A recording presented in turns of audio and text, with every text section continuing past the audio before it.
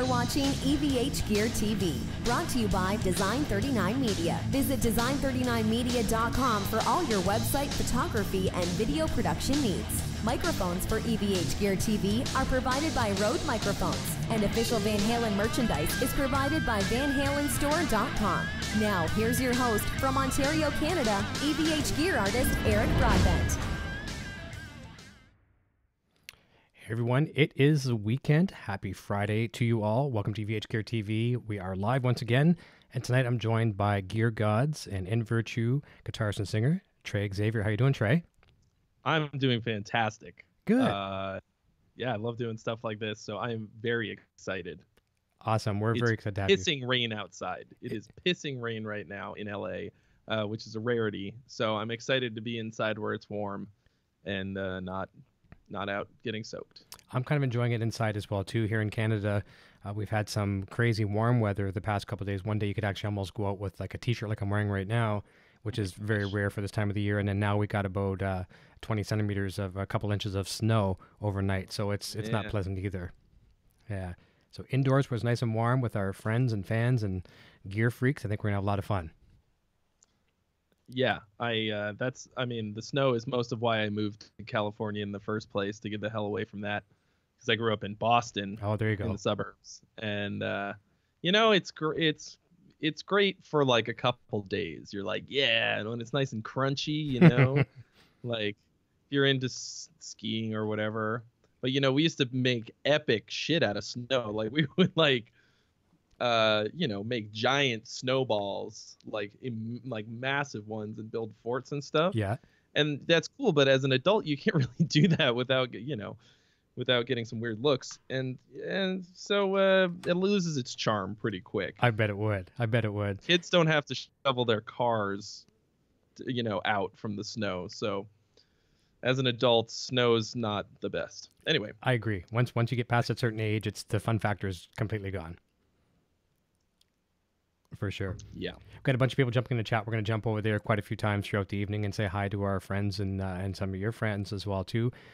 Make sure they're all taken care of and addressed. Oh, but I hope my friends aren't asking any questions, because they're just going to troll the shit out of me. Well, we'll have to wait and see. We might get the odd one. We never know. But let's start off the evening by first of all, I want to thank you very much for your time, and I think we're going to have a lot of fun. But maybe let's look at a little bit of a background on yourself. How young were you when you started playing guitar, and are there other instruments that you've picked up along the way? But when did you start actually? So I started when I was 12. Okay. Which is like early enough, but also too late. Mm-hmm. I think most of the greats start off early enough that it's like really ingrained in them as a person. Mm-hmm. For me, 12 was still a very formative time. I didn't know really what it was that I wanted to do then. I just picked it up. I picked it up for kind of a weird reason, actually. I started playing the guitar because I went to like a sleepaway camp. Mm-hmm. Actually, it was wilderness survival camp. No joke. That was a thing that I was into, which is kind of funny if you see me now, because I never go outside. But I was, we'd have these campfires every night, and it seemed like all the kids, they would bust out the acoustic guitar and be strumming some chords. And I thought it was fucking wizard magic. Like, I was like, what? How do you do that? And it seemed like all the kids could play a little bit of something except for me. So I was like, gotta do it. Like, I gotta learn. So I started taking lessons, and here I am, an uncomfortable number of years later, still hopelessly addicted. And so let's see, I guess I have been playing guitar now for almost 22 years. Okay. Which is terrifying, especially because I should probably be a lot better at it. That's it's tough these days with everything I'm doing to like really get like some serious practice time in, and not just like picking it up because it's time to shoot a review or write a song or something like that, Yeah. Well, you say you started at 12, which is my boy's age. He'll be at 12 next week. I don't think there's any real right or wrong. Now, you talk about the greats like your Jason Beckers and, the Paul Gilberts and the Eddie Van Halens and all these, all the masters. They all start sometimes young, sometimes a little bit older, but it's whether or not you've done well since then. So maybe you got a slightly later start. I think I was even a little older than you when I really got into it. But as long as you have done something with it since then, which I think you have, and we'll talk more about your playing throughout the evening as well with your bands and things like that as well too. But I think it's what you've done with it. And here's a question for you. Okay, so you say you want to be better. Don't you find there's days, and this isn't to stroke your ego and for you to stroke your ego either, but just to say, like, are you happy some days if you sit down and you play? I'm sure you have days where you're mad at your playing, but I'm sure you have days where you enjoy what you're doing. So you can't go wrong if you're happy with your playing. That's correct. Yeah. And I feel like for myself, I would like to get a lot better at the guitar. But I'm actually kind of okay with where I'm at right now, only because what's become most important to me as a musician overall is good songwriting. And although the stuff that I like to listen to a lot of the time has very flashy and technical sort of playing, I find myself gravitating a lot more towards just solid, hooky, well-crafted songs that also have a cool guitar solo in it. So that's kind of what I go for more than anything else. I'm using the guitar to try to write songs and make just big sexy hooks that are just guitar based, and then also have a little bit of pyrotechnics, just because that's something that I love to do. So I'm not really it's not like I'm making like an instrumental shred record where I have to be on point for the whole time. The whole time. So we just played a show, I think probably 2 weeks ago now, and I realized that I really only had two proper guitar solos in the whole set, I think, and I wasn't really that bummed about it. That's I think good. Maybe because I'm also singing now, which is kind of a new thing for me. I wasn't really bummed out. Man, 10 years ago, I would have been like, come on, where's the rest of the solos? Yeah, that shows maturity, though. That shows maturity. But when you're not bummed that you're not playing guitar solos, you're more focused on what's going on. The songwriting, of course, not being singing, that's another instrument in itself that you have to dedicate, 50% or more of your resources to. But I think it does show maturity, and that alone right there, maybe it's not improving you as a guitar player, but it's improving you as a musician to just first and foremost recognize that. I guess so, but it just makes me feel old. Hey, that's okay, though. That's okay. I think if you talk to a lot of seasoned veterans, they'd probably say, you're graduating, boy. You know what I mean? Yeah, I guess so. I like that. The fact that it's not about shredding all these days. I mean, if people can shred, but at the end of the day, I mean, you can shred, and a lot of people that can shred. We all watch a lot of people that can shred, but at the end of the day, a lot of it sounds the same as what you can do. It's okay. It's the old Spider-Man cliche. With great power comes great responsibility, whatever. But I mean, can all these people be good songwriters? Can they be good entertainers? Sometimes some of these guys can be boring to watch because they just got a bag of tricks, but they've got no emotion. So it's how you serve that to everyone. Yeah, that's a great point. And I think that a lot of guitar players can be very narrow-minded, or not so much narrow-minded, just they're not really thinking about all those other things. They're just focusing really, really hard on getting the thing that they're doing really absolutely right. And so they just, there's some very notable exceptions, but even if you watch like dudes like Satriani or Vi, they're great to watch, but they're pretty much the whole show. All of there it. Isn't like this over the top spectacular light show, or like even really like a big good looking backdrop sometimes, you know. They haven't really invested in the show as a whole. I think to a certain extent, and I don't know, that could be a lot of things, but I see it a lot in younger dudes too. And I actually just shot a video. It's not edited yet, but it's I kind of went on a rant. It's a vlog, a ranty vlog. Okay. And I'm probably gonna call it "Stop Practicing Guitar." Okay. And which sounds like, what? No, don't stop. It's not really, but there are some people that I know that really need to stop practicing the fucking guitar. It's like, you have gone so far beyond where you need to be, as you're already so much better than everybody else, and they're min-maxed, you know, like their skill as a guitar player dwarfs everything else in their stats. So it like they won't be successful because they don't have all the other requisite skills, and they haven't thought about stuff like putting on a good show, all that kind of marketing, and I think can be even more important. I think of a dude like Angel Vivaldi. Okay, he got his skill to where it needed to be, and then he focused on putting on the show, and I think he puts on the best show of any instrumental guitar player probably ever that I've personally ever seen.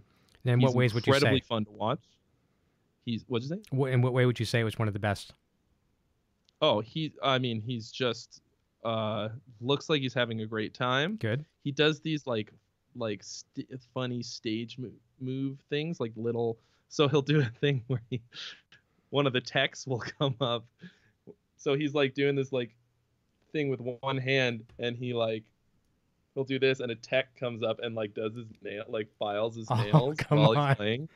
It's out of control. He's so good. It's awesome, you know. And I don't know if you've ever seen his most recent full-on music video. I think the one that was featuring Nita Strauss. He does this like synchronized dance routine with a bunch of backup dancers while he's playing, and it's incredible. And like, who the hell else does that? Other than Spinal Tap, you know? Yeah. I can picture Nigel Tufnell coming out getting his nails done or something like that. Yeah, and he's got a couple other bits like that. I can't remember. I think he does one with like a mirror where he like preens himself in the mirror while he's playing.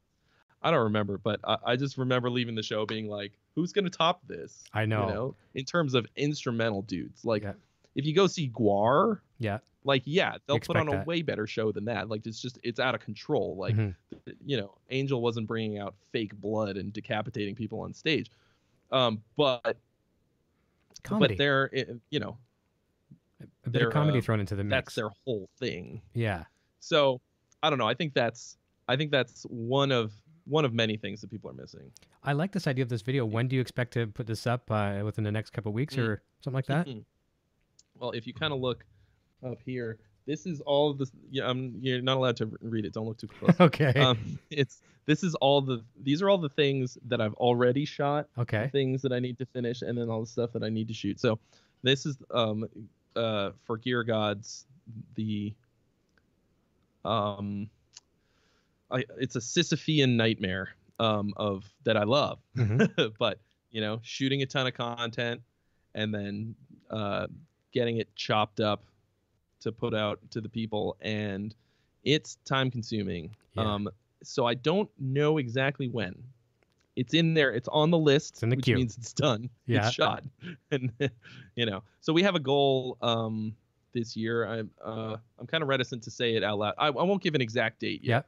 But towards sometimes in the middle of the year, I'm hoping to be putting out close to daily content on our YouTube channel. Nice. I'm really ramping it up. I want to be a YouTube superstar. There you go. Well, inconsistency. I want to do everything that I want to do, if that makes sense. No, it does. I got a lot of ideas, and I'm not content with my own limitations. Yes. You know, with the limitations of existing on planet Earth. You know, technological limitations. Yeah. Like I want to do it all.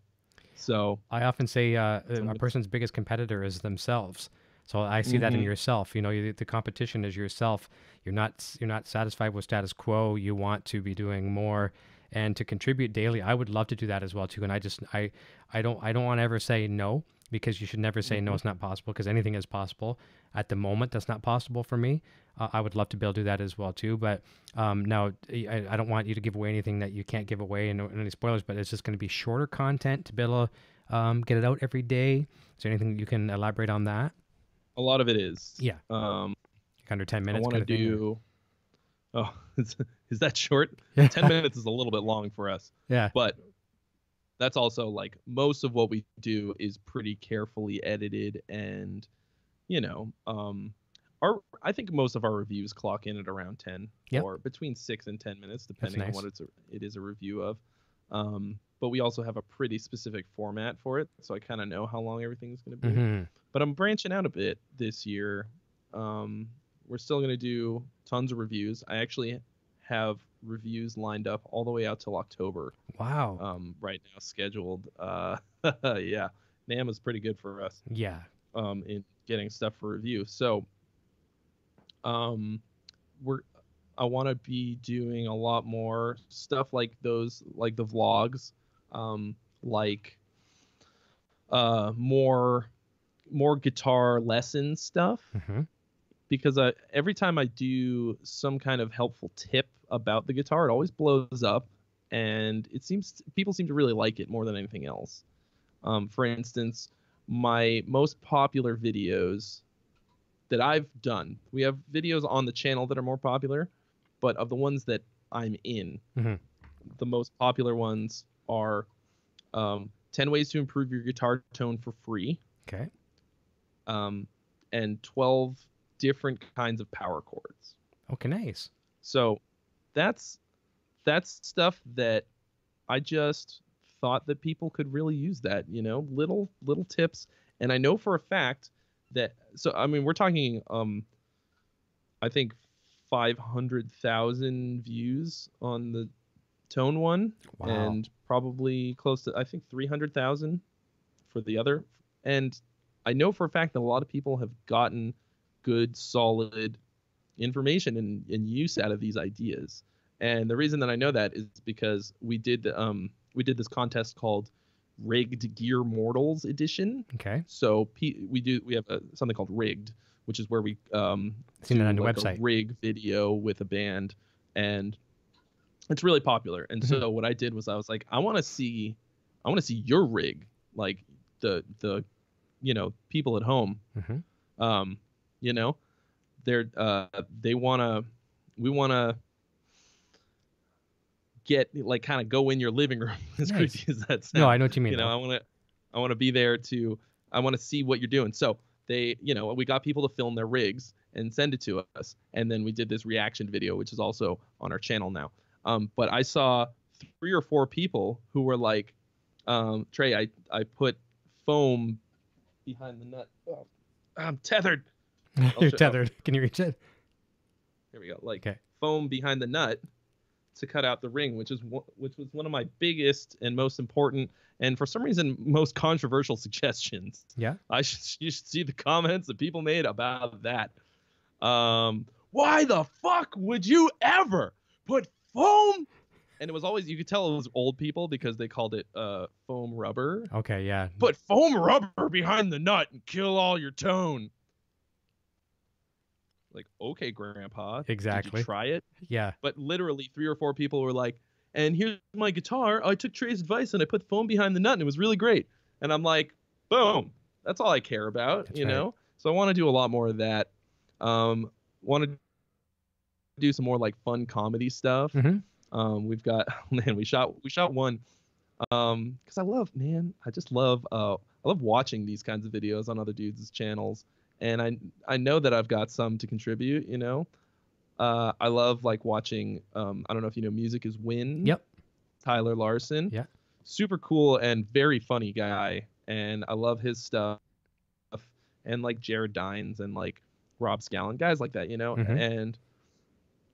And so we're gonna do a little bit more of that kind of stuff, you know. It'd be fun. And just I want it to be a good, not just guitar humor, but like music humor. Yeah. Stuff that people can really relate to. Mm-hmm. You know, like stuff that people think is funny because they're like, oh my God, it's true. That's I right. do that all the time, whatever it is. Yeah. So we're really, I think, not so much diversifying, because we've already done a lot of this kind of thing, but just making it a little more cohesive and just putting out more of it, you know, so people can really expect a high level of content as well as a high volume of it. Yeah. Because part of it is this. I've been doing this for about 5 years now. And like, I have a really high standard for what goes on our channel. So I think I've gotten to a point where I can put out a lot because I know what's good and what isn't. You know, early on, you're like, you don't really know what's going to hit and what's going to miss. Yeah, it's from spaghetti at the wall. Yeah. Yeah. But I think I've gotten to a point where I'm pretty sure I know what I want most of the time. So I feel safe about putting out a lot of stuff. That's good. If that makes sense.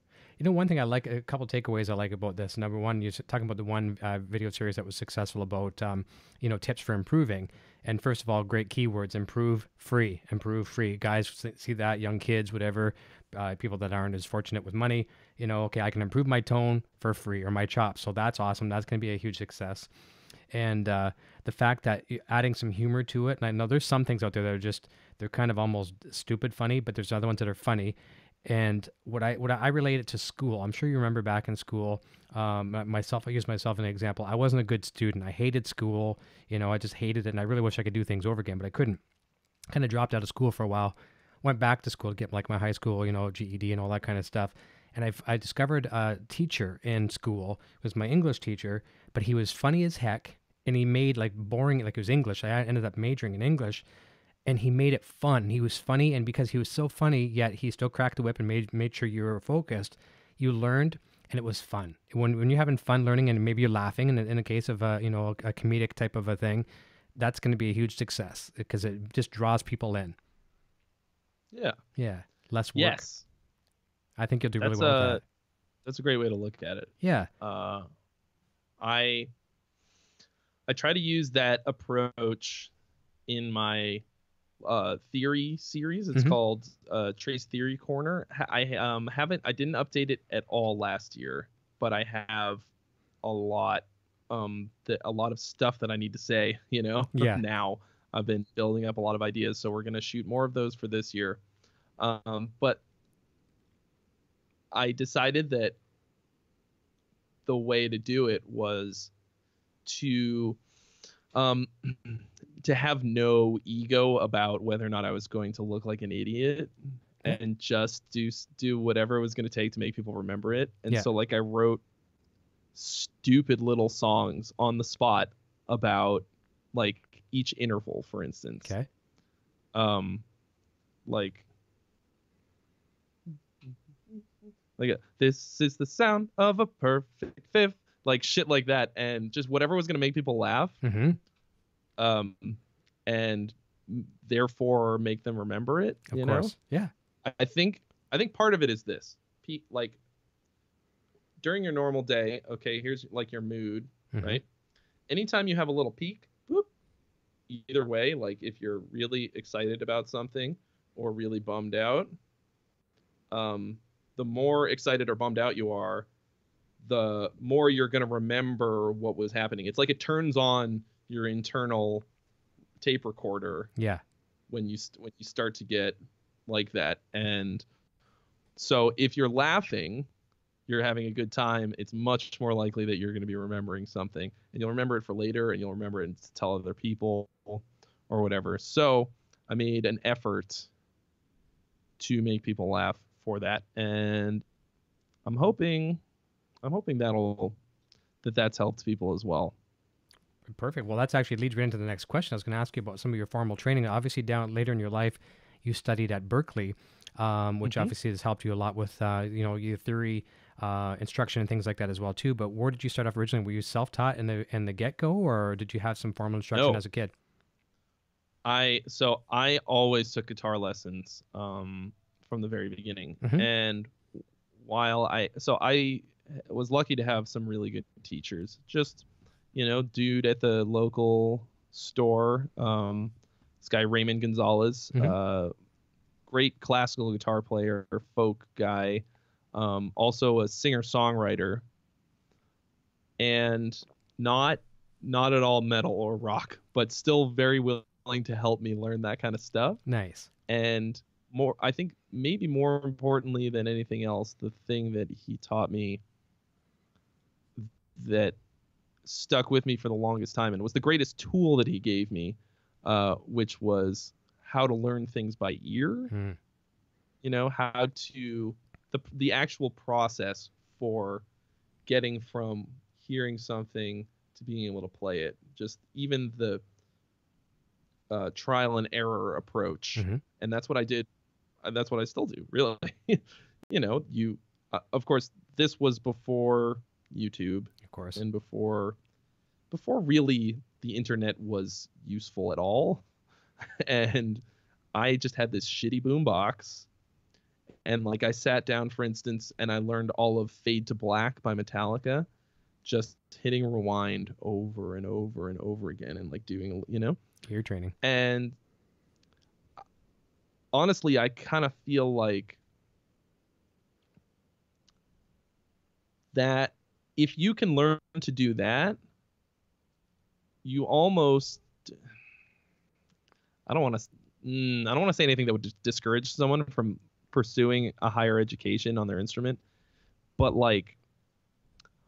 I think most of the best guitar players were self-taught, at least in the beginning. And I think part of the reason that that's important is because so much of what you do as a musician is teaching yourself.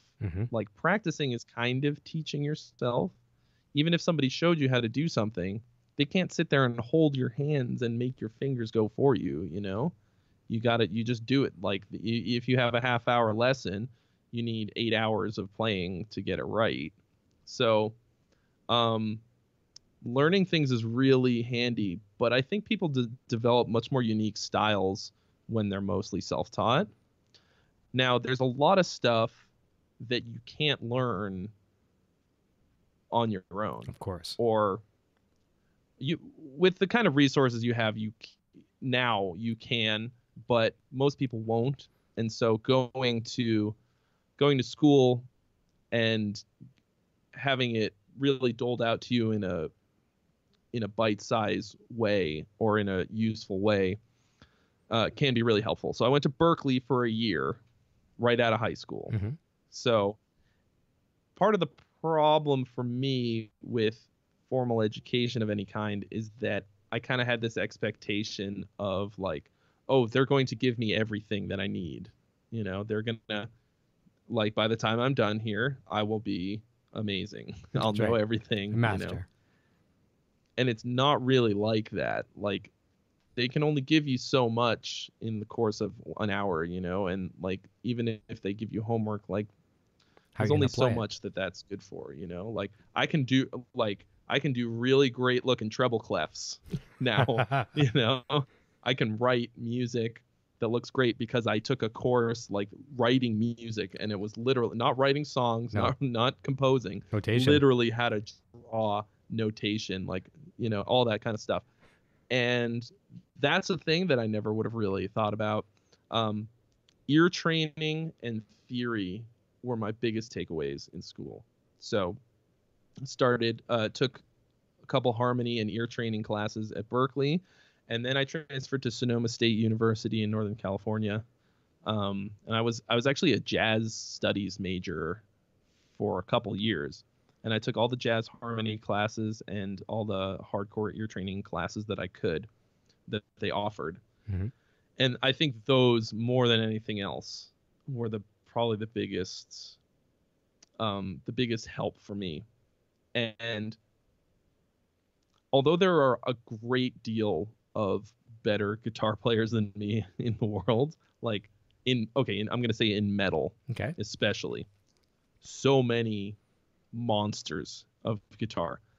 There are a lot of them who don't know any theory, their ear training is a little bit lacking.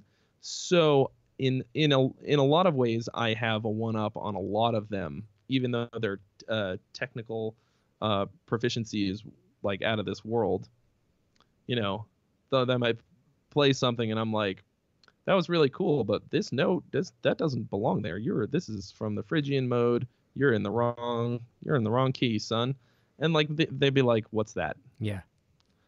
And they can't figure out why this thing they're trying to do sounds like shit, and they won't get that, Mm-hmm. Or the other thing that a lot of people do is they learn just a little bit of theory, and then they never branch out, and so they just do this same, like same harmonic minor runs for every song. So the advantage that I got from formal education was learning about all the crazy stuff that's out there. I was in an Indian singing ensemble in college. Wow. So I learned, I don't remember most of it, but just understanding what it was and all that stuff. Incredibly, incredibly helpful. Really expanded my mind in the realm of music. And it's helped to make me the musician that I am today. And I think has made my music better because of that. Yeah. But I didn't really get a start on my music career until very recently. Yeah, till later. Yeah. And I'm a lot older than I would have liked. Yeah, but it is what it is. You can't change that now. And I like the way you mentioned too about as far as having some theory. If I turn back time. That's right. Sorry, That's right. No, it's all good. As far as having a little bit of theory, it's almost like the equivalent of downloading a Rosetta Stone language course and learn how to say, I would like some pumpkin pie in Spanish, and that's all you can say for the rest of your life. You're gonna get lots of pie in different parts of the world, but there's other things on the menu too that you could be enjoying, and communication and conversations with people, right? Mm-hmm. Yeah. Exactly. But what I realized too is that some people don't get sick of pumpkin pie. That's true. I know. Yeah. Some people are like, really? Again, Steve? Pumpkin pie? And they're like, good. Yep. So I don't know. But like I was saying before, limitations breed creativity. Mm-hmm. I actually didn't say that before. I'm saying it now. Okay. But limitations make for much more distinct musicians, I think, in a lot of ways. Yep. But I see sort of a flip side to that too. Like there's like 100,000 shitty Yngwie clones in the world. You know what I mean? Yes. And those guys need to like do something a little bit different. But then there's I'm gonna try and think of a really good example. How about this? Ace Frehley. Very limited, and look at Ace Frehley. Look what he can do with a limited vocabulary. That's a bad example only because I couldn't hum you an Ace Frehley like off the top of my That's head. okay, but his vocabulary is limited, but what he does, and so some people, they might look at it and laugh, but what he does, when you see Ace Frehley play, it's like, wow. And it's like, simplified Chuck Berry type of riffs and stuff like that, but it's a limited vocabulary, and he can speak fluently, if that makes sense. Yeah, there you go. Yeah. Exactly.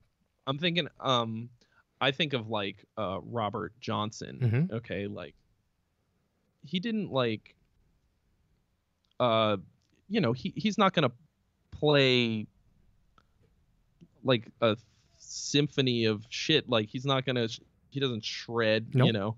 Anything like that. He just plays the blues. He plays acoustic fingerstyle blues guitar, and he sang. Like that was it. And he did the absolute shit out of that. And owned it. If he'd tried to branch out and do something else, it wouldn't have been this thing. That's right. You don't want to be known as a guy who does everything, because then what you're an everything bagel, like people want to hear this one, not just people want to hear this one thing. They come to expect bad it. branding. Yes. Mm-hmm. That's right. It's not really that unique or distinct if you're trying to do everything. Yeah. And it took me a long time to figure that out. It almost becomes karaoke. In a way. Yes. Yeah. Anyone can play something up. That. Yeah. Good point. Let's jump over the chat for a quick second. We haven't said hi to a bunch of people here. Let's go over and say hi, and we'll come back to talk some gear. So right off the hop, we've got Justin Girardi saying, "What's up, Eric? Finally got to have some playing time with my new guitar and watch the best show around. Thank you." He had a really nice custom, kind of a Frankie built for him, and a really neat Frankenstein EVH, and a kind of a reverse kind of the red, white, and black Frankie, more in a black and gray stealth kind of look to it. It's very, very cool. Just saw it. Very glossy, very nice. Sean Pierce Johnson says, "So pro, so jealous." Habs 247 says, "Eric and company." Hi, Sean. Yeah, Sean Pierce saying hi to Trey. Carlo Santin, my Canadian counterpart over here, says, "Happy Friday, everyone. Happy to be here. Hi, Trey and Eric." Curtis Murata, hi, everyone. Don Shepard's here saying hi. Scott MacArthur checking in. Brusbo, Eric, good to see you guys. Love your show. Thank you so very much. I appreciate that. Mike Francis, hey guys. Sean Pierce Johnson, it's Wizard Magic. Tommy Santiago, one of our regulars as well. Hey, Eric and Trey. Insomniac Matt says, "Trey, that name sounds familiar. Has Trey worked with Glenn?" Is he referring to Glenn Fricker? If you're talking about the angriest man in Canada, Glenn Fricker, then the answer is yes. Awesome. Many times. He's going to be here soon, actually. We're going to hang out. Glenn and I live 35 minutes away from each other. I did not even know this. No shit. No kidding. And that's hilarious. I'm dying to. I've been to Windsor. Okay. So I was there last year. I won't say where I live, but I'm very, very close. Very I close. could almost throw a baseball to it on a good day with the wind behind me. But I wanted to get down there sometime, just have a coffee with him, just because I thought he was from the States somewhere. I had no idea. So that's very, very cool. I definitely want to meet up with him. So that's cool. Mike Francis, hey guys. I mentioned that. Thomas Santiago says, "Hey everyone to the chat. Hope all is well." Carlos says, "I'm happy with my playing now that I've let go of trying to play like EVH. I'm certainly influenced by him, but I'm not chasing him anymore, and I would like to develop my own voice." And that's a good thing, and that's something I can learn from as well too. Like obviously I'm an Eddie Van Halen fanatic, and we're on this treadmill. Whether you're chasing Eddie Van Halen or Yngwie Malmsteen or any of these people, you might get close sometimes, but then that guy comes and reinvents himself or herself, whatever guitar hero it is you're looking at, and when you stop chasing that, and things can happen for a really good, like I know where Carlo's coming from. He's been experimenting with some different things, and that's happened for me recently too, playing some different guitars, getting in a different mindset, different styles, listening to some different music. It can really open up doors for you. So good comment, Carl. I think, yeah, what I've noticed too is sometimes a lot of really great people who are become the what's the word, people who break new ground a lot of the time start out as clones, basically. You become a clone of somebody just because you love what they do so much, and you just try and try and try, and then you realize that you can't really be a perfect clone of anyone, and the ways in which you fail kind of become those limitations we were talking about, yeah, and make you different. And just because you're not the person that you're trying to be, you're gonna be different. And sometimes what ends up happening is they just go like holy shit, they find this other thing and they've already got the skill, so they still maybe kind of sound a little bit like the person that they were trying to be, but then they just do this other thing and you're like, oh, that's the thing that you were here to do. There it is. Boom.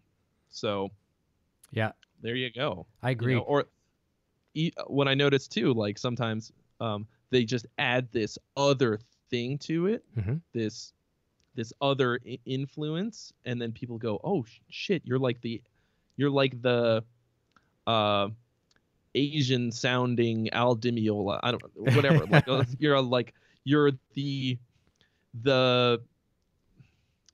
the Paco de Lucia of metal. Yeah. Right. So you combine two things that you're really good at to make something fresh and new. I agree. And here's how a lot of us are subliminally trained too. And tell me if you agree with this. Recently, on a few live demos I've done, I switched up some things, and some new stuff come in that I got immediately hooked on. And as I was sharing with you off the air too, I'd been playing a lot more and really happy lately. And so I'm not playing it like I love EVH guitars, and obviously the show is named after Eddie Van Halen, and I work with them through the artist program. But for the last quite a few shows, I've been playing a different guitar. No stripes on this guitar. No stripes, okay? So you pick up guitar and you're playing it, and I've had some feedback come in from a couple different people, either Facebook or emails and stuff like that. Wow, man, your playing was this and it was that last night. And they've never said anything bad before, but this was over the top good feedback. And like, what did you do? And it's like, I didn't do anything. You weren't brainwashed by the stripes. As soon as I pick up stripes, as soon as anyone picks up a guitar, you saw this at NAMM. Yeah, you go around. When someone picks up a Van Halen guitar, first thing they want to do is tap Eruption on it or do something on there that's a Van Halen riff. I do it too because it makes you want to do it. But when you don't have that, the judging factor is already off a little bit off the table. So you're not being judged as going to be the Eddie guy. Or if you pick up a gem at NAMM, and the first thing you do is like some crazy. Yeah, Steve Vai stuff. And you're not judged, right? So we are stereotypically or subliminally judged on the gear we use sometimes. And I think that can have a real stigma. And so you start not chasing your heroes as much, maybe picking up a Stratocaster or picking up a Les Paul when you're known as the Strat guy, and playing some blues or something like that. It can all of a sudden it's like, holy cow, I can actually play some stuff that's not this guy. Hey? Yeah. Yeah, I like our that. Most popular video from NAMM is Greg Koch playing the Tosin Abasi guitar. Oh, that'd be great. That's a weird shaped guitar. Oh, too. You gotta watch it, man. Well, first of all, you want to see some freaky deaky guitar playing. Greg Koch is out of this world, and he's incredibly funny. He's like 19 feet tall, and he goes, it's the last like 10 minutes of NAMM. Okay. And he's just like, oh, hey man, what's up? Oh yeah, cool guitars. Sits down and plays this like real wacky looking guitar, There's not a guitar out there that looks exactly like this one. It's pretty far from his usual Telly or Strat kind of a jam. Mm-hmm. And he just ripped on it, and I mean, of course he did, but like, just the disconnect between what you're expecting and what comes out made it just that much mind blowing. It changed your expectation, and that changes your perception of what's actually going on. So I can imagine a lot of people's mouths just hanging open. Yeah. Yep. And that one's on the channel. I'm going to go look for that one tonight. I want to go look for that video tonight for sure. That's awesome. Oh, yeah. Dan Wilhite says, hey, what's up, everyone? And Somnac Matt says, is the audio out of sync for anyone else? Hopefully not. And YouTube the other night was having a horrific time. Actually, YouTube acknowledged a problem where videos were actually freezing at the beginning. So hopefully that's the case with this one as well, too. They were looking into it. So if that's the case for any of you watching, check the replay back later on this evening or tomorrow as well, too. And everything should be good because nothing's changed on my end. I think it's just a YouTube thing, and they are working on it. Don Shepard says Trey has a strong social media profile as well. Yeah, and that's another tool in the Trey too. You talked about these guys earlier in the evening, and you weren't talking about anyone in particular, but people that have all these chops and things like that too. But sometimes there's I was thinking about some people in particular. I'm sure maybe you were. We won't point any fingers. But sometimes it's almost like working with musicians in your band. Sometimes you might want to work with people that maybe can have a tiny bit less talent, but they have a skill set over here. Maybe they're just good people skills. Mm-hmm. In this case here, okay, you can play, but do you know how to market yourself? Do you know how to brand? You talked about branding. You don't want to do everything, and that's why companies don't do everything. There's no one company out there that I can say that does everything perfect. They'll specialize in something else. So a guitar player has to have the strength of a musician, has to have the people skills, has to have marketing skills, some education. So as what he's saying here is that you have a strong social media profile, and that's very, very important as well too. And I see how you react with fans, interact with them, and that's another huge plus. You can always pick up, you can sharpen your chops later, work on the interaction. Mm-hmm. Yeah. Very, very good there. Dan Wilhite says, yeah, just a little. B. Carlson, that actually is my grandson. Says, nice vid pops. I got to love that. That's pretty cool. Yes, I have grandkids. That's why I'm going gray. Yep. Thank you. I appreciate that. Thanks, B. Don Shepard says, what is the best thing he took away from Berkeley? That's a very good question. Other than you can do really good treble clefs. Yeah. I can. Let me tell you how often I'm drawing treble clefs. Yeah. Okay. Because I can't even draw one properly. That's a great question. Yeah. You can think about it. We can come back to it if you want. I would say, real quick, just the press. Although I learned a lot, the prestige for the rest of my life, being able to say that I went to Berkeley, even though it was only for a year, has been very helpful. I have gotten jobs just because of that. So, I mean, the worst thing that I got was the bill. But so I don't know if it's pretty hard to offset that over the course of your lifetime. I will say that much. But because I was only there for a year, I'm debt free at this point in my life, 33. That's pretty nice. And so that's it's fine. Yeah. Good. The prestige. There you go. A couple of people are saying that the video looks like a Chinese or kung fu movie, so I do apologize, but it probably will catch itself up. Yeah, it's nothing's changed on this end, so it will probably fix itself. It's probably YouTube. Zach Thong is here saying, it's "What's not up?" that bad. I'm checking it right now. It's not that. It's a little bit off. Okay, it's not that bad. It'll probably catch itself up because it's definitely nothing's changed here. Zach Thong is here. I mean, are you guys really watching for like pristine? Exactly. As long as you can hear us good, and I'm sure. I know I'm a handsome bastard, but they usually tune in for the mustaches, and they can always get it later. Carlo Santin says, "How can you tell when your guitar player is out of tune? His hands start moving." There you go. Matt Harrison, what's up, Trey? You shred Holmes, one of your buddies. Thanks, dog. No, I do not know Matt. Okay. I don't know. Eamon Wise is here saying, hey, Don Shepard answered. Thanks. And Sumac Matt says, the extent of my theory knowledge is I play a Phrygian solo over a Phrygian riff. There you go. Hey, there you go. If you can match those two up. Yep. That's a great place to be. That's right. And speaking of Glenn, Cameron Fleury's here saying, hey, guys. Do you know Cameron? Obviously. Hi, Cam. Yeah. Yeah. We grew up in the same circle. We were on a video at Glenn's together, although we have never met in real life. Okay, that's cool. You'll probably meet with him soon, and he's we grew up in the same circle. We don't talk about small towns. We come from the smallest of small towns. So he's small world, man. We bumped into each other after years. After I retired from music, we played in the same circuits and stuff. And he's like, he found me on Facebook and found him on YouTube. And like, wow, small world, we're reconnecting again. And he's doing well with his drum channel. Really cool. So that's nice. Thanks for tuning in, Cameron. Appreciate it. Jim Lund says, I thought it was interesting that Alan Holdsworth didn't know any theory. No, I didn't know much about his theory background. Is that true? He didn't have a lot of theory training? Do you know? I don't know if he had any formal theory training, but he did know his shit. Yeah. I only know this because I've seen a video of him talking about scales and stuff. Mm-hmm. He just had like a real particular way of looking at music theory. And I think that was part of what informed his very unique style. I remember him talking about chords in this video and how he thinks of, the notes of in a key, like a family sitting at a table, mm-hmm. like 7 people sitting at a table.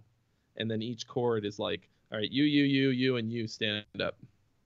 Or you 3 stand up, and you 3 stand up. And that's how he thinks of chords. Well, thought of chords, and like that's not something you learn at Berkeley. That's right, yeah. That's not, I mean, it's a little vague, first of all, but just, very different from what they, from Harmony 2 or whatever at Berkeley. Exactly. So exactly. I think he knew theory, but I don't think he thought of it the way that most people do. Yeah, the same approach is right. Timothy Castillo says hi. And Sumneck Matt says Bruce Dickinson, as far as I know, is a self-taught singer. And he also says, I don't get sick of chicken fingers and fries. I get that when I go to most restaurants. Yeah, so we're probably referring to the pumpkin pie comment because I'm obviously behind. Yeah, some people just one thing, one and done. Yep, exactly. Justin Grady says he's agreeing there. I agree with you on that one. Here's a question for you from Insomniac Matt says, what strings do you use? Now, obviously, you use a lot of down tuning stuff, so imagine heavy gauge strings. Share us with your guitar strings that you use in that. So I use Ernie Ball strings, and I'm trying out all the different kinds that they make. You know, they have like M Steel and Cobalt, all that kind of stuff. Blanking right now, but all the different materials and stuff. And but for gauges, I'm using like a 10 to 52. Okay. And then a low 68, because my number one most common tuning is A standard on the 7th string. So A, D, G, C, F, A, D. And so I find that if I use anything smaller than a 10, it's too floppy. Okay. And on a 25.5-inch scale, the low B string, which I have tuned to A, you got to have a real beefy string, otherwise it's just like, yeah, you know, like I can't deal with that. The pitch more than anything bums me out. Like when it's too floppy and the pitch goes sharp every time you hit it, because I hit it reasonably hard. So you got to have a good hefty gauge on there. That I think is more important than almost anything else to me. I spend probably more time than I should on that low B string.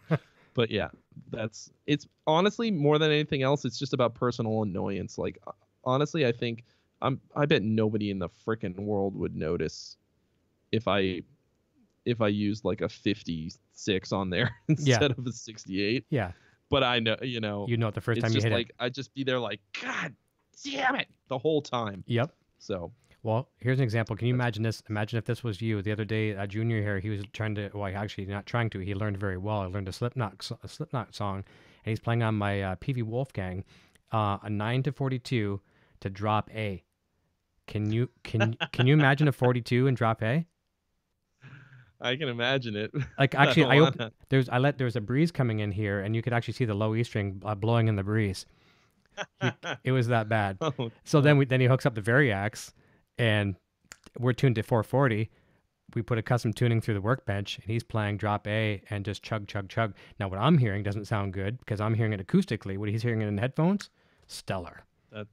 That was the worst, man. Yeah. That's Yeah. insane. Insomniac says, I feel like Metallica is the reason I like Explorer type guitars. I like Explorer style too. I've never owned one. I think they look really cool. I've had band members have them. I think they look awesome. Justin Grady says we're going to see some EVH Gear TV merch soon. I hope so.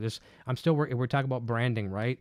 And I'm not settled on the brand yet as far as what I'm doing. So I don't want to put something out there and then say change it 2 weeks later. So hang in there. Trust me. I know people are asking for it, and I promise something soon. And Justin Grady also says he feels the same way. Lizzie Hale plays a beautiful white and gold Explorer. It's a great frontman guitar. It is. Yep. It's kind of sassy, right? James from Ottawa's jumping in saying, "Hey folks, EVH Leopard, yeah, saying the audio and video is off of sync. Out of sync. I really apologize, but I'm 99% sure that it'll correct itself." Don Shepard says, "I would like to see the two of you jam." Well, neither one of us are prepared tonight to hook up and play, but I'm open to the invitation anytime. We'll do something for fun. That'd be great. I'll anytime you'd like to do that, Trey. Quentin James is here, and you know what? I almost forgot. I made a special note too at the very beginning of my itinerary. It's his birthday tomorrow. Quentin's a regular of the show. His birthday is tomorrow. So Quentin, happy birthday from Poison Ivy. Happy birthday, dog. Yeah, from Poison Ivy, my better half here, Eric Jr. and myself. So I hope you have a great birthday tomorrow. This is kind of cool. This is something I didn't write down on the itinerary for the evening, but you mentioned to me off the air, and Zach is saying awesome videos from GitCon. This is a perfect setup. So we're going to jump into an Eddie Van Halen question next. And we're going to talk about the 5150 series, 5153 series of amplifiers, and how, not just rock guys are using them. You can share in the genre that you're kind of deeply rooted in metal.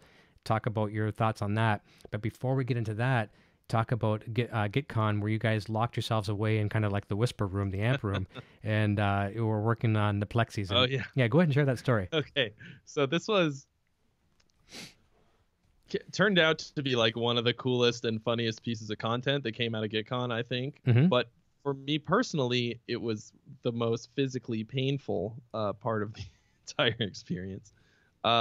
Just because I'm an idiot more than anything else. So this is something you should go and watch on Pete Thorne's channel. Okay, so first of all, and for anyone who doesn't know what GitCon was, it was like just a crazy week in Germany with I don't remember, like 20 YouTubers or something, maybe even more. Mm-hmm. And we just shot a ton of content, collaborations and stuff. And one thing Pete Thorne was like, hey, we've got a plexi here, and there's a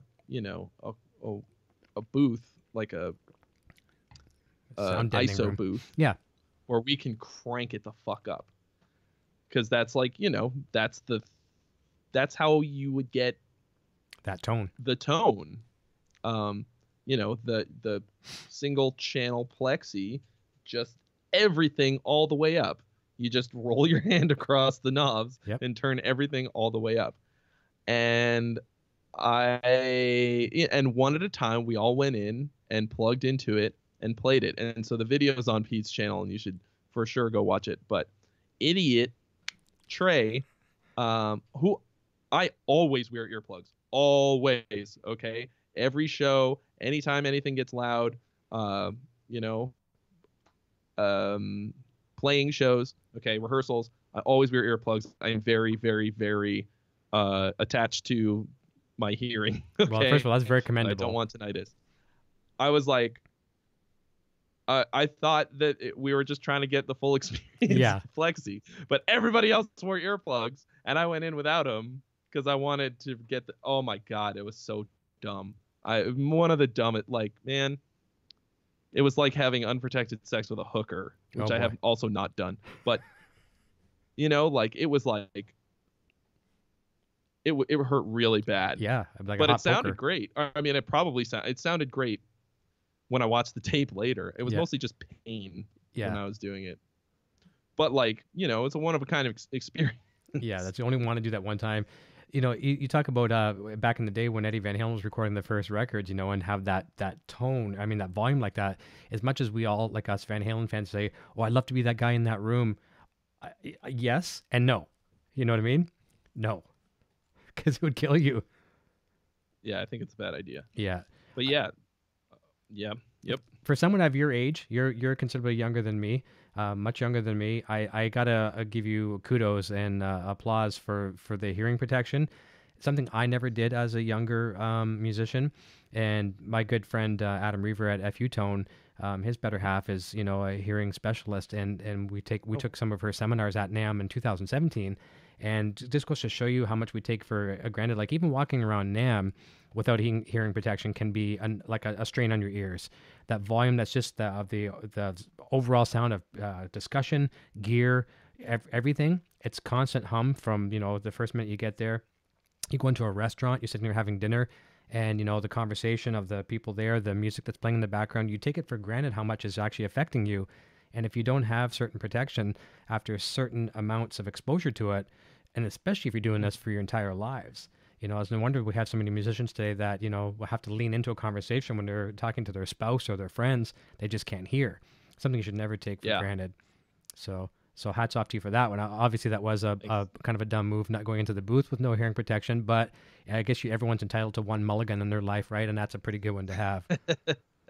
Yeah. Luckily, as far as I can tell, I have no lasting damage from that. But that's good. Not even once, folks. Yeah. Not even once. I know people who have lost significant amounts of their hearing, or gotten terrible damage and tinnitus from just one event.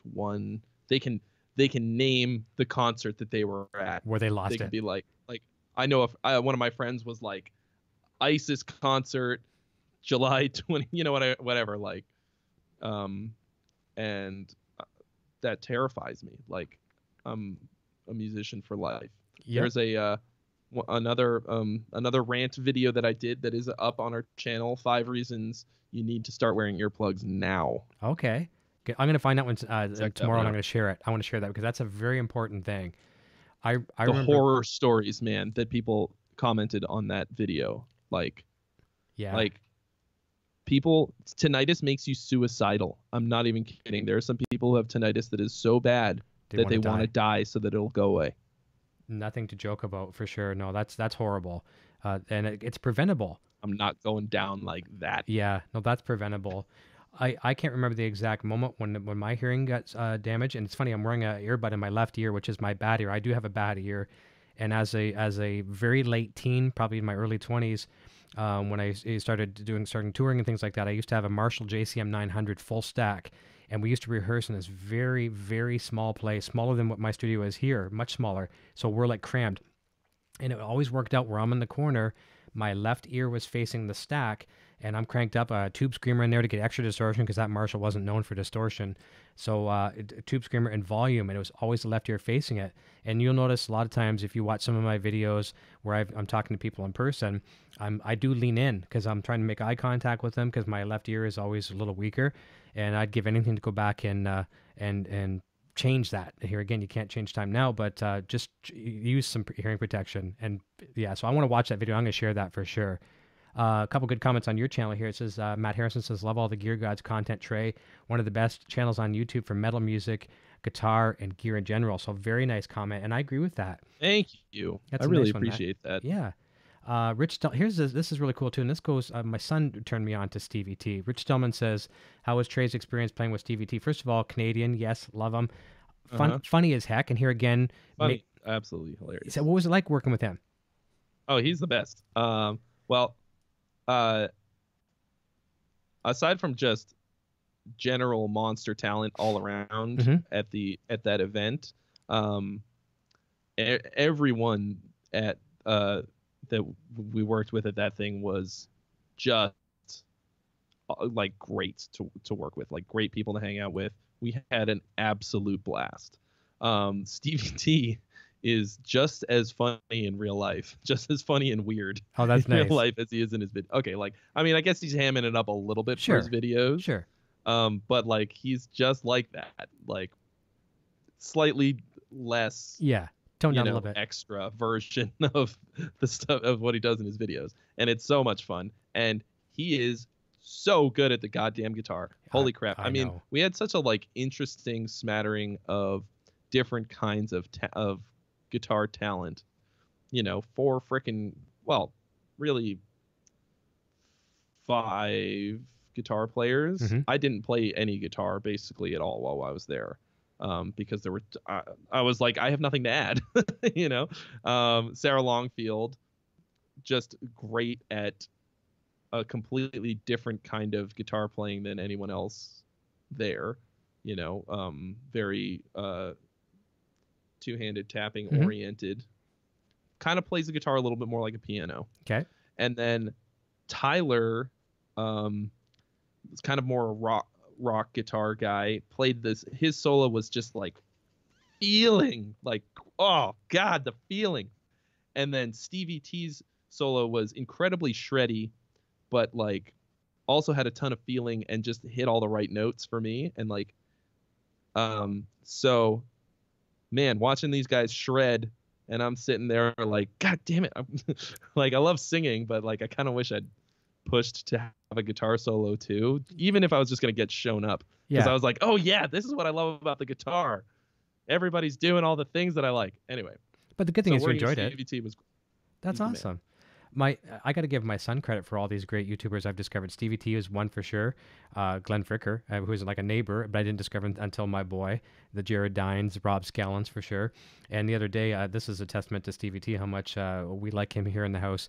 Junior's running around the house. Picture this, with a little, I forget the brand, but he's running around with a ukulele, a glass slide, playing Slipknot, and then doing Stevie T expressions. Put all those things together, and he's doing these quirky faces. I'm not even going to try to do it because someone will take a screen capture of me and it'll be a meme. But it's, these quirky faces that Steve does, with the mouth like on both sides of his face, eyebrows one up, one down, playing a slide, a glass slide on the ukulele, playing Slipknot. It was hilarious. And he says, "Look at this, Dad, I'm CVT." Wow. I'm like, "Yeah, you got it to a T. That was awesome." That's hilarious. Yeah, Carlo Santin. Yeah, Carlo Santin says, I've seen that video. It's crazy. Habs 2047 says, I think I need to buy some earplugs this year. Do it. Please look into it. Cameron's taken off. He's got a jet. Carl Santin says, Paul Gilbert permanently changed his hearing damaged his hearing while visiting Eddie at 5150. You know what? I did not know this story. Eddie plays at concert volume in the studio, and Paul Gilbert had the misfortune of being in the room with that amp crank. I didn't know that story. Did you know that story? I did know that story. Wow. Very, very unfortunate. Because Paul is like one of my number one guitar heroes. And man, I remember hearing about that and just being like, oh my God, can you imagine going to one of your heroes places and having that happen to you? Like, Yeah. holy shit. Because Eddie is one of Paul's Idols. big heroes, and like you see Paul now, and like he's got a hearing aid. Like he doesn't just lean in, he does this. Wow, that bad. I met him in real life. Mm-hmm. And aside from the fact that he's incredibly lovely, I was like, hey, I'm Trey, nice to meet you. And he was like, he's like, hey, Greg. Oh, wow. And I was like, fuck, that bad. he's so deaf. Yeah.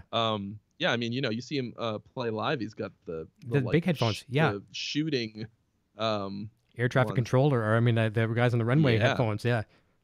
Yeah. Oh, I feel so bad for him because Yeah. he's the best and the nicest, and he was probably just being really polite because he's very polite and nice. Yeah. And he was just sitting there like getting destroyed, like Oh, wow. and like I don't know, I have no idea, but Well, I'm glad you know that story. I didn't know it, and Carlo, thank you for sharing that. And Paul is coming on the show in May, actually, so I'll ask him. I'm going to make a note to ask him that story, and maybe he can share the thought. I know he'll probably will share the thoughts on preventing hearing damage like that. So I'm glad you guys knew that story. And just when you think you know all the Eddie Van Halen stories, which I never think I do, but I know a lot of them, I did not know that story. So very cool, and not in necessarily a good way. And Curtis Murata says, that was a nuts video. You guys and gals were crazy diving that amp at GitCon. I'm going to look at that video. I can't wait to see it. Insomniac says, I have slight hearing loss in my left ear. Some frequencies at some volumes just sound like fuzz to me. And American Devil says, I got MRSA in both ears from improperly using earplugs. I lost 30% of my hearing. Yes, I guess either you got wearing... MRSA. Oh my God. No, what is that? I don't know what that is. Can you explain it to me? Meth the M is a kind of medicine I can't remember, but yeah, resistant staphylococcus. Okay. It's a staph infection, but it's a specific. It's like the worst kind of staph infection you can get. It's really hard to get rid of because it's resistant to the rehabilitation antibiotics that you usually use to get rid of it. Okay. Wow. I have heard of people having problems from just from using earplugs wrong. Can you I would love to hear you explain what it was that you did wrong so that I can avoid doing that. Yeah, if you can share with us, please. Because that's here I am telling people to use earplugs. Mm-hmm. But like if there's a chance that it could also cause you to have a problem. He's coming in there antibiotic kind of resistant. Yeah, so you I'd were love right. To know, so that I can educate people too. Yeah, that's the thing. That's terrible. Yeah, antibiotic resistant, just like you were saying. Yeah, share with us down in the comments here, American Devil, if you can as well too. MB215 says late again, but I was caught in a nor'easter, 70 mile per hour winds, blowing me across the streets. Yeah, there's some bad ones out there. And yeah, there again, two Habs saying yes, please tell us what was done wrong. And Rich Stillman says 1994 Pantera live hurt my left ear. Dimebag pulling up squeals on as Floyd did it. Yeah, if you get in front of a speaker at the right time, you'll feel that poke in your ear, and it could be all over at that point.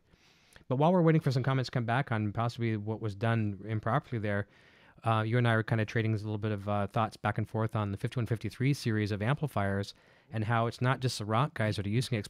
Explain to me your thoughts on why so many guys in metal are gravitating towards that amplifier or that series of amplifier. Well, I mean, the 5150 period, like from even PV2, the first, even the PV ones. So I know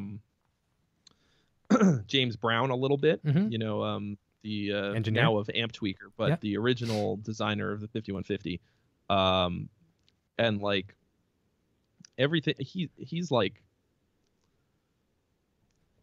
a very first of all, super funny, nice dude. But like always seems like he's pushing forward at all costs. Always adding new features and crowdsourcing features from people and figuring out what's gonna make the next thing better or whatever. Like the amp tweaker pedals are crazy. Even if you don't like the sound of them, the functionality is off the charts. Like the pro version of the Tight Metal Pro or the Fat Metal Pro or whatever, they have 3 effects loops in the pedal, in this like distortion pedal. An absolute genius the way it's set up. Anyway, so when that amp came on the scene, you know, obviously he was trying to figure out what Eddie wanted, and like, you know, probably had some ideas of his own to incorporate. But like, I mean, I'm saying this like just from stuff that I've learned. Yeah. I was not there. I was, you know, probably like 6 or 7 at the time. It was like early 90s, right? Yeah, right. Late 80s, something like that. And so, anyway, but like, there were other amps that could do metal, but like Marshall was like the high gain jam, you know. And so Eddie's coming from playing Marshalls and having to like do kind of crazy stuff to them to get more gain out of it. Right. You know, always blowing it up because he's taking it to somebody to mod the thing and it just can't handle it, and he's whatever. So he's got very high demands. And so then they're like, okay, well, we got to make something that's bulletproof. And so here comes the 5150 with tons of gain. But it's also like, like meaner, I think, than a lot of what came before. And so metal guys were like, oh shit, like, hello. Anyone who wasn't playing a Mesa Boogie, I think, was probably playing 5150. And like, even now, I think people will play sometimes the old ones, thinking that there's some kind of, like, you know, these people are like that block letter sound, and like everyone at PV is like, they're all the fucking same, like we didn't change anything. That's right. But so now so much of the sound of modern metal is some kind of 5150, either the 5153, which is incredibly popular in metal, like incredibly popular, or some 5150 clone inside of a modeler with some kind of overdrive boost, some kind of tube screamer type thing. And I'm saying that because nowadays there's just a billion, you know, like, for instance, I use the VFE. Let's see if you can see that VFE Ice Scream. Okay. This is my favorite overdrive pedal. Just, it's got a ton of cool features. They don't even make these anymore. But, you know, and within the, like my Axe Effects, for instance, or like a Helix, there's like, you know, 5 or 6 different kinds of 5150 clones. That's right. And that's kind of the sound of like modern metal. You just boost the shit out of it and really tighten it up, even though it's one of the tighter amps to begin with. Just getting a really tight, super boosted sound. And that's what a lot of these bands are kind of based on, you know. It's great. It's got a nasally kind of gritty, growly thing to it that I think no other amp really did before that, you know, like a comparable high gain amp is like a rectifier. Yeah. But it's kind of the opposite in terms of the tone. Like it doesn't really snarl that way. Like it's just got a tubby fat bottom end and a lot of sizzle and not as much of that nice mid-range crunchy, like, Yeah. I like the way you said snarl. And like that's true. Snarl, yeah. Yeah. And I think that the bottom end more than anything else was the biggest leap forward for me in terms of like when I look back at the different amps, because I think Marshall's just the low end just sounds like ball sack. Like, you can't get a nice chunky like palm mute type of sound out of it unless you just buy a different amp. Yeah. And like 5150 is like palm mute city, and like I don't think Eddie wanted really had any of those kinds of players in mind when he he was his own when he was mind. asking, he just wanted his sound out of it. Yep. And then all these metal dudes are like, oh, hello, this works for me. Like just a couple slight changes to it, and you're done. Yeah. Boom. So yeah, he wasn't thinking about them, but I think they have made him rich. Oh, probably. I'd like to see with some of the metal guys, and you might know this. Like as far as you mentioned how the Marshall's kind of lacking in the lower end sometimes, and the 5150s from the PV through obviously through the EVH gear brand now, totally have it in spades. But what I like to do, and this isn't about the mid thing that we were talking about earlier, I like to back off on the lows, because you can get lows to the cows come home on those things, too much lows. But I like to go less on the lows and crank the resonance. And I'd like to see what some of the metal guys are doing, because with that resonance control that he's brought into the amplifier, other amplifiers use it as well too. But you can dial in some and really hone in the low end without using a lot of lows on the amp. What are your thoughts on that? How do you think the metal guys will use that? Well, I think the problem in metal production, and the reason people want to use a tube screamer, aside from just boosting to get more gain, is to tighten up the sound coming off the guitar so that you can dial in a little bit more low end in the amp without it sounding muddy, flubby, and gross. Because if you look at a waveform, a recorded waveform of like a rhythm guitar performance, there's like, here's the ring out and here's the palm mute. Okay. And like it gets huge, it gets out of control, and it eats up too much space in the spectrum. Yeah, in the EQ spectrum, and it can just fucks up your the whole everything. So that the engineers are out there doing all this work to try to rein it in, but really what you need to do is take down some of the low end coming out of the guitar itself, going into the amp, because if you turn down the bass too much on the amp, it can sound kind of anemic, because it's not really just changing the low end, like it's changing the feel and the sound of the amp, right? And cascading so over. you can retain a lot of that if you control the low end before it hits the amp. So what I found on my favorite amp, which is the Rev Generator 120, I use that for everything nice. On our recordings for the band, for my band In Virtue. A lot of stuff on our channel.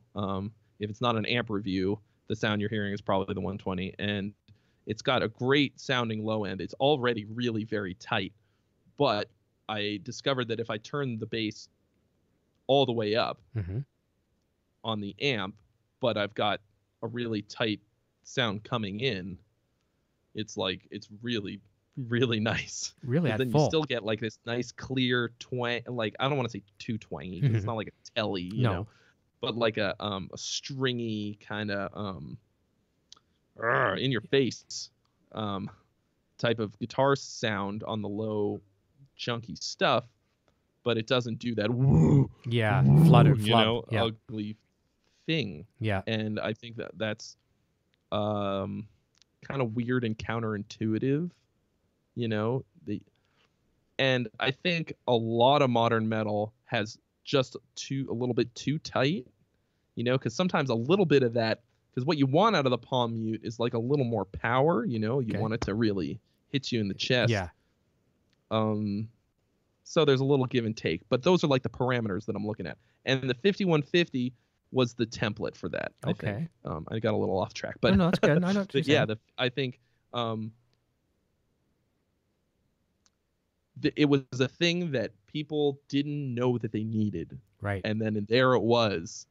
And you're like, oh my God, there's so many different things I can do with this. And now, 5, 6, 7 iterations later, like I don't even know how many there have been. Yeah.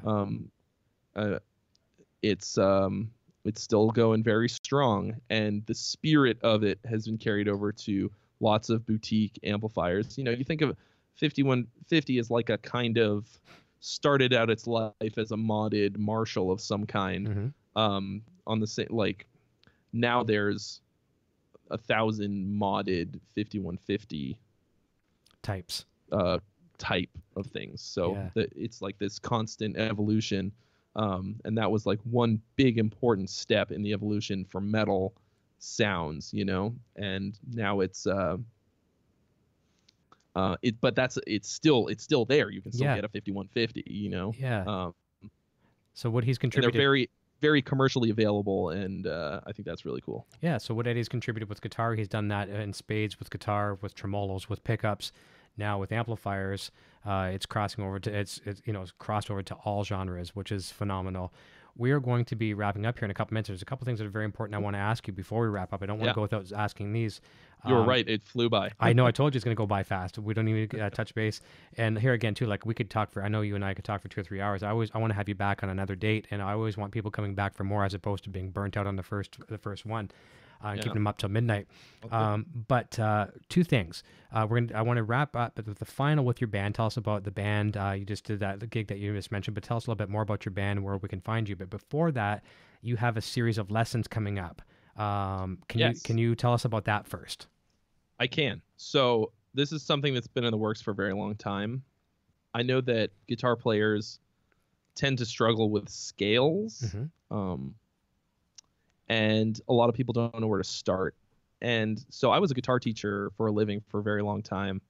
And I sort of developed this system for teaching 3-note per string scales on the guitar that I was teaching to 8 and 9-year-old kids in like a month of lessons, and getting them to play scales and modes all up and down the neck. Mm-hmm. With this, like, I hate the this one simple trick. Mm-hmm. Guitar teachers hate him. Yeah. Clickbaity shit. But legitimately, I think I discovered something about the way that scales work on the guitar that nobody else is really tapped into. And it's like this set of rules that you can follow so that you don't have to just memorize these big shapes. Mm-hmm. And so at any given moment, you're going to know where you are and what's coming next and what came before. Yeah, you are here kind of thing. Exactly. I actually use that exact line. You think of it like a "you are here" sticker in the mall. In the mall. That's right. Awesome. Yeah. Yeah. On the map. So it's called Relation Shapes. I love that. It should be out. I'm not going to give you a release date. No, of course. I'm gunning for it being done and ready to go by April. No promises. Yeah. Hopefully before then. It's called, did I already say this? Relationships. No, it's called Relation Shapes. Talk about branding. That's genius. That's good. That's good. Actually, one of my students came up with that. Okay. Thanks, Anthony Capetto. There you go. Yeah, Relation Shapes. And it's pretty comprehensive in terms of, how you just go across the fretboard and all the different scales, some exotic crazy stuff, all the modes of the major scale. I can teach you all the modes of the major scale in an hour. Nice. If I was sitting in front of you. But it's going to be like somewhere on the order of 2.5 hours worth of lessons. It's going to be on udemy.com. Okay. Which is like a lesson platform. Okay. It's going to be real cheap. And there will be some like teasers and mini lessons and stuff about it on our YouTube channel. So if you want to learn about it when it's going to come out and everything, you want to get notified, definitely subscribe to the Gear Gods channel, because I'll be doing a lot of lessons and stuff related to that. Good. And I don't have your YouTube channel down below in the description. I think I've got everything. I've got the website, which I can find your YouTube from your website, of course, right? From geargods.net. Yeah, it's just the youtube.com/geargods, I think, or /user/geargods or something like that. But just search geargods. Yeah, you'll find it. Yeah, you're all over the place. But I've got all your other links as well too, both to the website. Thank you. I appreciate no that. problem.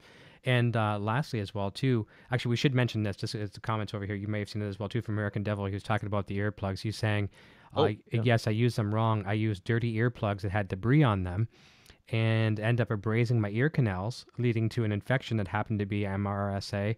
I hope it helps. Just be aware and rock on." So there you go. Thank you for that. So yeah, use clean earplugs, is what he's saying. Okay, so he got a cut inside his ear, and then the infection got in. Wow, isn't that something? Isn't that something?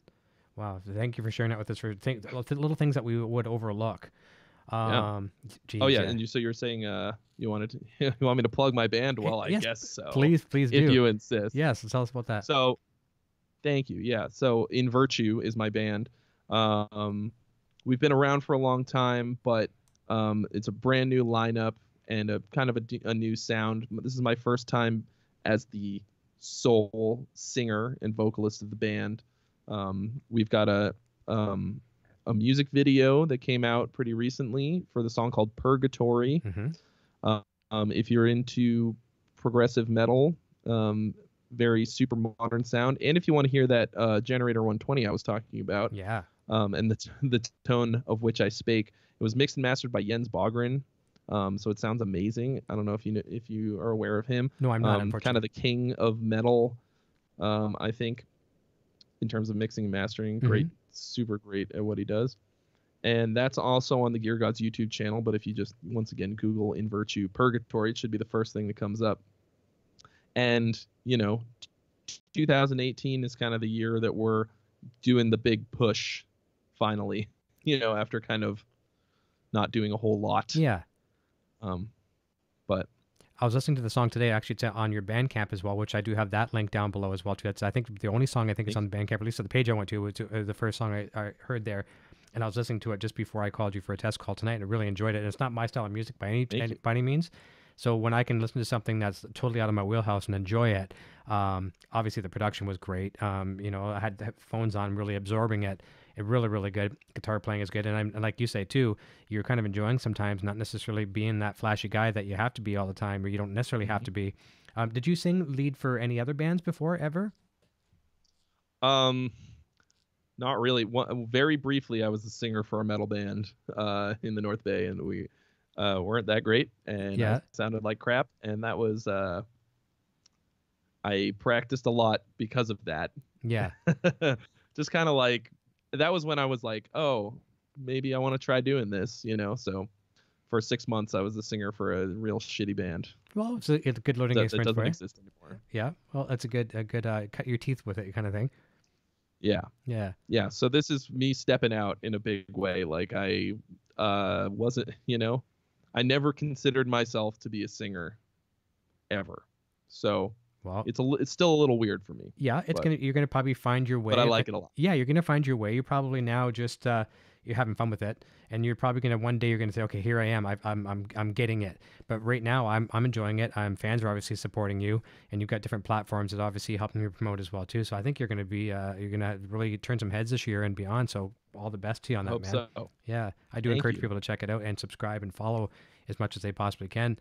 Listen, I'm going to let you go here in a second, let our fans go. And as you're a new guest to the show, the concept I like to try to do here with everyone on Friday nights is just, I've been a warm-up act my entire life with bands opening for other bands, and I like to do that on the weekend. I like to invite a guest, come and warm up our friends and fans a weekend. So I hope you had a good time tonight, and I really want to thank everyone for tuning in and having a nice time with us. It's great to finally have you on the show.